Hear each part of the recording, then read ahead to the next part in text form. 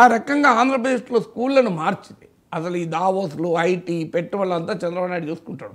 Artificial intelligence ఇవన్నీ చంద్రబాబు నాయుడు చూసుకుంటాడు. చంద్రబాబు నాయుడు కూర్చొని పిండి ఇదంతా. చంద్రబాబు నాయుడు ఉండగా అక్కడ సీన్ పైన లోకేష్ దావోస్కు 100 సార్లు పోయినా గుర్తింపు రాదు. లోకేష్ దావోస్ కాదు, లోకేష్ స్కూల్లోకి పోవాలి, అప్పుడు గుర్తింపు వస్తుంది.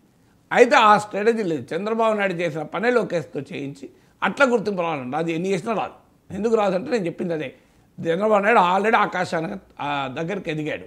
బిల్ క్లింటన్, బిల్ గేట్స్ని పట్టుకొచ్చిన వాళ్ళకి ఏ పెట్టుబడి దాన్ని పట్టుకొస్తే ఏమీ ఇమేజ్ వస్తుంది. సార్, పార్టీ పరంగా చాలా బలంగా ఉన్న తెలుగుదేశం పార్టీని నడిపించడం ఒక పక్క ఇదైతే ఓకే, ఏమైనా పాఠాలు నేర్చుకోవచ్చు, లేకపోతే గతంలో వాళ్ళు ఎలా చేశారు వీళ్ళు ఎలా చేశారని.